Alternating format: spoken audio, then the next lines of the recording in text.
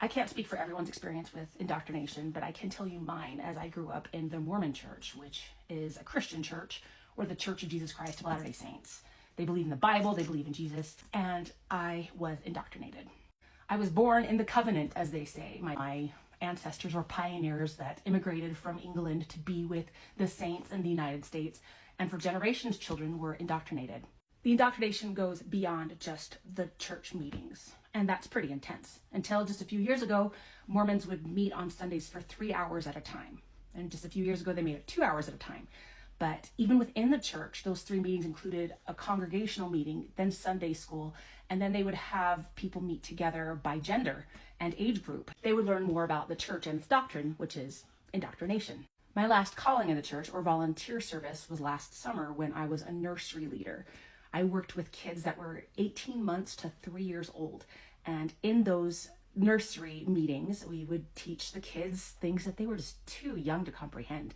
And we would sing songs like, "Follow the prophet, follow the prophet," which is totally indoctrination. Beyond the regular Sunday meetings, there would often be firesides or evening meetings for people to go to if they chose. Families were encouraged to do family home evening once a week, where they would teach the gospel principles to their kids. There would be meetings in the week for the youth, and once a month for the women of the church, or for the men. They would have activities all the time.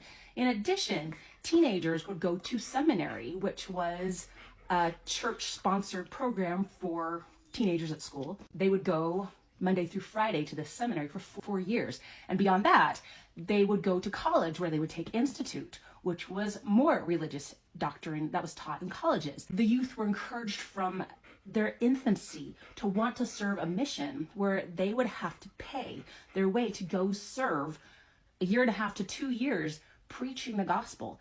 And if you go to the missionary training center, it is indoctrination camp. You learn what the church believes day in and day out for a very, very long time. I call this indoctrination because it teaches children and youth and people into their adulthood to start believing in something without questioning it. Leaders of the Mormon church would say, doubt your doubts before you doubt your faith. If something doesn't make sense in the Bible or in the Book of Mormon or in the doctrine, to just put it on the shelf. Ignore it. It'll be figured out in the next life. That's indoctrination. When children are taught critical thinking skills in school, they are given opposing points of view to read and study, kind of like a debate, right?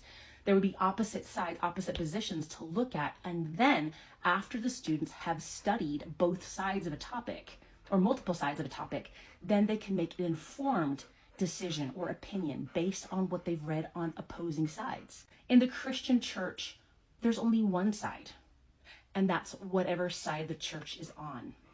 Here in Western culture, we say that Christianity is the one true religion to believe in. However, if you go to Eastern countries, what about Buddhism? What about Taoism? What about Islam? What about these different religions and religious traditions that other people believe in? Are they wrong? If we really want people to do critical thinking with religion, then we will be teaching multiple points of view, different types of religion, not just the one true church that you belong to. Then let's talk about other Christian cultures and traditions. Let's talk about Eastern religious cultures. Let's talk about agnosticism. Let's talk about atheism. Let's talk about all of the different types of beliefs, and then allow people to make an informed decision as to what makes the most sense to them. If we do that, that's when we're teaching people critical thinking skills. Anything where we say the Bible is the Word of God and we can't question that, it can't be changed, this preacher or this prophet or this person is the one true spokesman for God and no one else is, that's indoctrination. If we shame people for their religious beliefs, which we do, it's because we've been indoctrinated.